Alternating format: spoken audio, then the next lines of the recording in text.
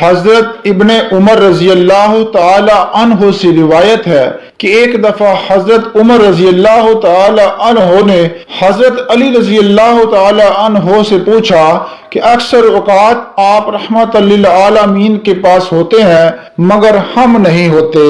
اور کبھی ہم ہوتے ہیں آپ نہیں ہوتے۔ میں آپ سے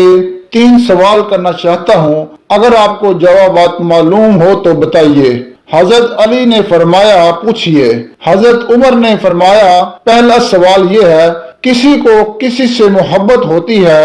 حالانکہ وہ اس کا کوئی سلوک نہیں دیکھتا، اور کسی کو کسی سے عداوت ہوتی ہے حالانکہ اس نے اس سے کوئی برائی نہیں دیکھی ہوتی۔ حضرت علی رضی اللہ تعالی عنہ نے فرمایا ہاں، میں نے رحمت عالم صلی اللہ علیہ وآلہ وسلم سے سنا،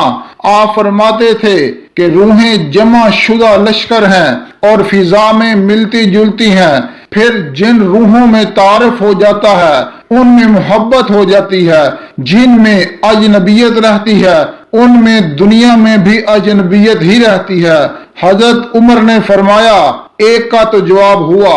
دوسری بات یہ ہے کہ انسان بات کرتا کرتا کوئی بات اچانک بھول جاتا ہے، پھر اچانک اسے یاد آ جاتی ہے، اس کی کیا وجہ ہے؟ حضرت علی نے فرمایا ہاں، میں نے رحمت عالم صلی اللہ علیہ وآلہ وسلم سے سنا، فرماتے تھے کہ ہر دل کے لیے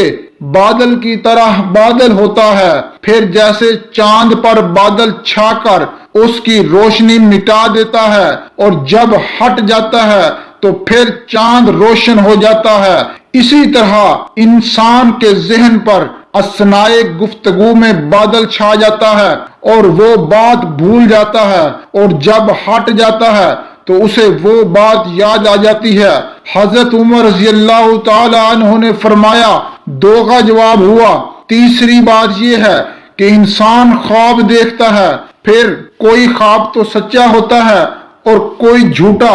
اس کی کیا وجہ ہے؟ حضرت مولا علی نے فرمایا ہاں، میں نے رحمت عالم صلی اللہ علیہ وآلہ وسلم کو فرماتے سنا کہ جب انسان گہری نیند سو جائے تو اس کی روح عرش تک چڑھ جاتی ہے، پھر جو عرش نہیں ہوتا اور کچھ خواب میں دیکھتا ہے تو اس کا خواب سچا ہے ورنہ جھوٹا۔ حضرت علی نے فرمایا الحمدللہ، میں نے موت سے پہلے تینوں کا جواب دے دیا۔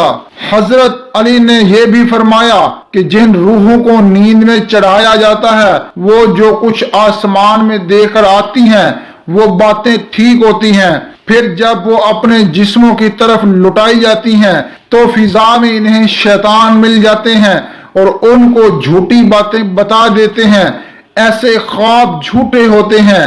ایک ضعیف روایت میں ابو الدرداء کا بیان ہے کہ جب آدمی سو جاتا ہے تو اس کی روح اوپر چڑھتی ہے